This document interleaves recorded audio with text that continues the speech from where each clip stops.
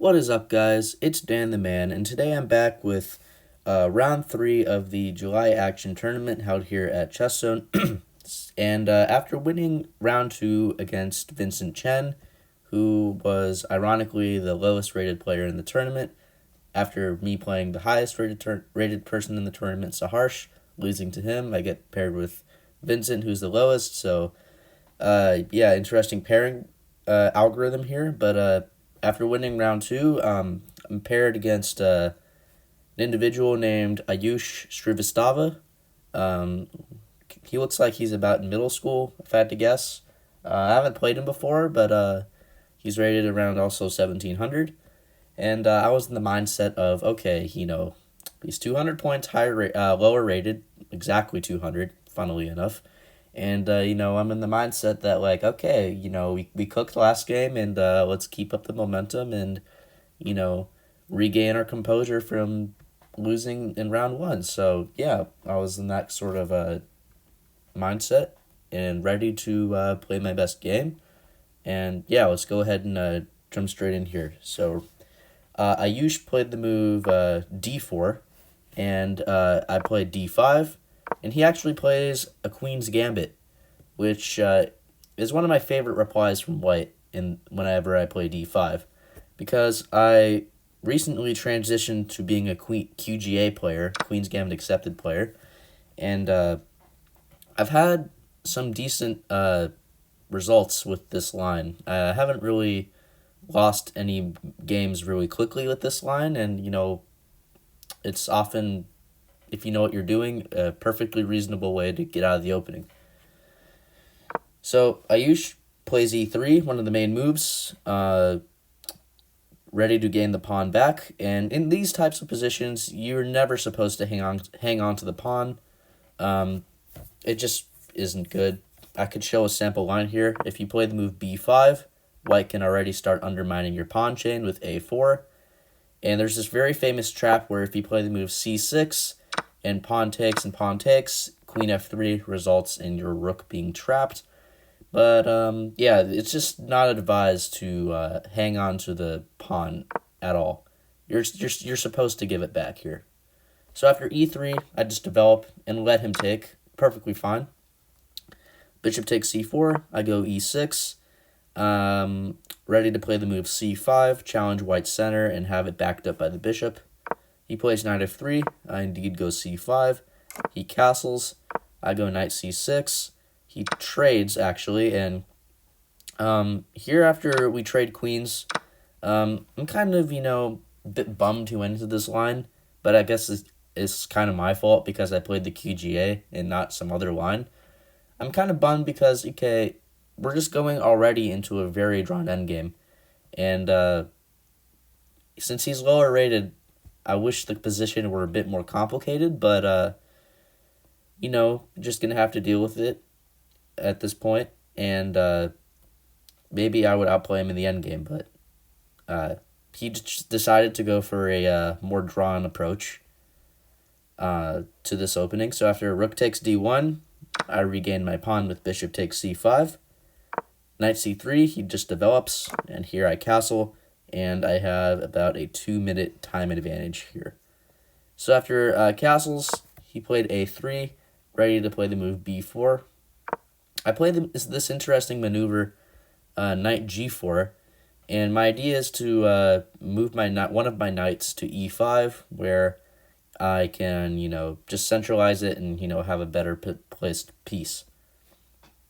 I should have just played any more of a regular looking move. I could have just played rook d8 here, or for some reason I didn't do that. I guess I didn't want my knight to go backwards, but, my move isn't like a blunder. So knight g4, he plays b4, which is the best move. I retreat to e7, possibly wanting to place my bishop on f6. And here he played the move, I didn't new iCode terms. He played the move knight e4, just, repositioning his own knight. And I do the same with knight g to e5. And we get a quick trade, and he saves his bishop with bishop to e2. Now, if you study this position, it's very symmetrical. Both of us have knights on e4 and e5. The bishops are mirroring each other on e2 and e7. The only thing not symmetrical is that his queenside pawns have moved a little bit, and he has a rook on the d file, and I have mine still on f8. So, but besides that, every aspect of the position is identical, which can only mean that this is going more likely to be a draw. So after bishop e2, I think for a bit, and I end up playing the move bishop d7, which seemingly looks like it hangs a piece because f4 attacks the knight defending the bishop. But I saw this, obviously.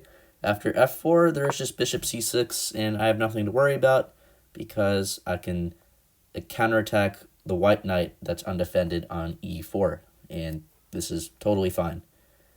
So after bishop d7, Aayush just played the move bishop to b2, doing this in a slightly different way. He's still attacking the knight that's defending my bishop, and I still have to play this only move bishop to c6, which was my entire point.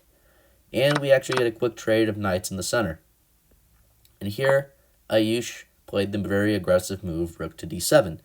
And here I was actually getting a little bit worried about my position, because he has this very annoying rook on d7, and he's already attacking my bishop, and, I figured out about how to, go about this.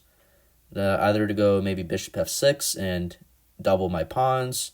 Bishop d8 looks kind of passive, especially because after bishop d8, my rook's almost trapped, and I didn't like this either, but I guess I can play this counterattack move bishop c6, according to the engine.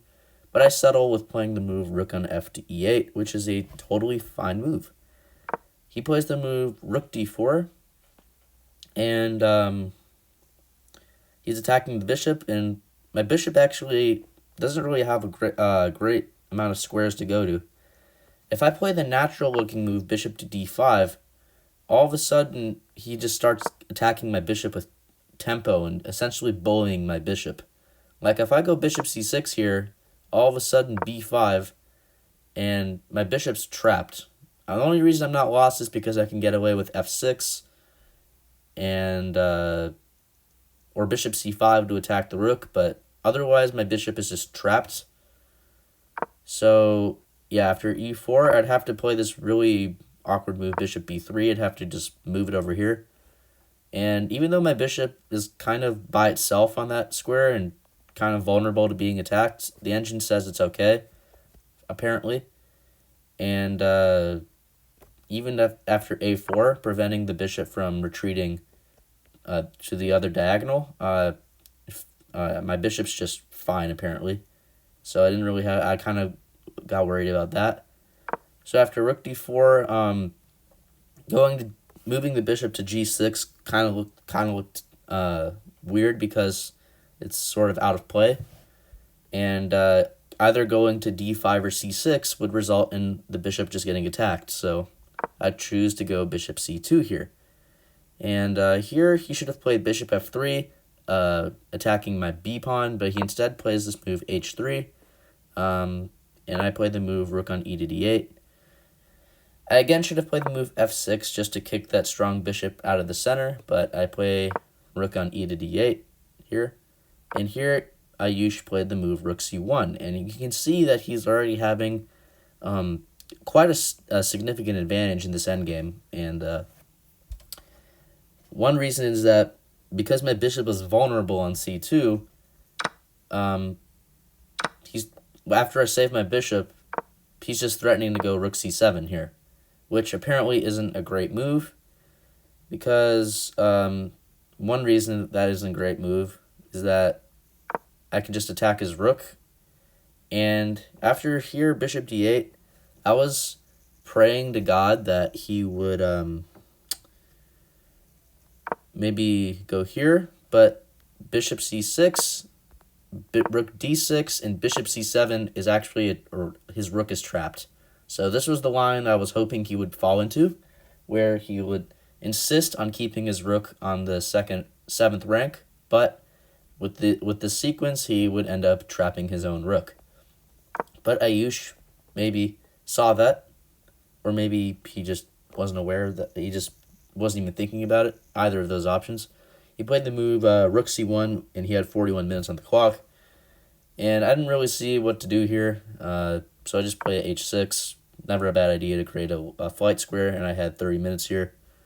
Aayush played the move a4, very logical move. And I played the move bishop to e7 because now his b pawn is undefended, but he just pushed it forward with b5. And here I played this interesting move bishop b4. My bishop's I'm trying to reposition to a5, but apparently I should have went to d8 to prevent rook c7 things. And again, top move here is f3, which he finds. Oh, on another line here. I was thinking about bishop takes a7 for him, which is at first it looks like a very clever tactic because after bishop takes a7, the idea is that if I take, my rook is no longer guarding the back rank, and he would pin my bishop and essentially win my piece back and win a pawn. But, this is fine, technically, but I'm actually winning here with bishop takes a7, because there is no rule saying I have to take back. I instead can play this very discreet move, b6, and that bishop is not going anywhere. Because the bishop is not going anywhere, I have time to move my king to h7 or something, and not have rook c8 pin my bishop. So let's say white, plays f3. You would move your bishop here, for instance. White could, bring the king, and then I would just bring my king here. And, yeah, the bishop is still trapped, and there's no pin anymore. So, additionally, I could also just take this first, because I have rook d7 here, and that's another reason. But, yeah, here I couldn't play rook d7 because my b pawn is in the way, right? So b6 also it clears the way for my rook to defend on d7. So that was another thing with that move. But anyway, he didn't go into that line, so I already showed this part. He played f3 here. I slid my bishop to g6, and I'm again worse, facing a +2 position. Here he played the move, he should have just brought his rook down to c7. I really don't know why he didn't do that. I was totally expecting it. Here he played the move king f2, and I played bishop a5 to prevent rook c7 because he didn't play it move earlier. Here he played g4. I go f6 to possibly play e5 at some point. He plays f4 to stop that idea, but I realized that opens this diagonal, and I can park my bishop on this square.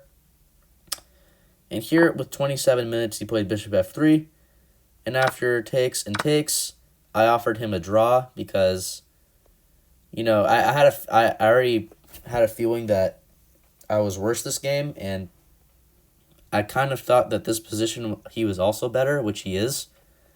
So, me, the higher rated player, actually offered him a draw, which he accepted pretty quickly. And he said that, the game seemed drawn the whole time, but if he ever watches this video, he will find out that that was not the case, and he was winning. So, yeah, we get it. A very clutch draw here. From what I thought would have been a boring game, I'm actually really relieved to get the draw here. And even though it's not the desired result I was hoping for, it's better than losing, right? So we'll lose probably about, a handful of points from drawing someone 200 points lower rated, but, such is life.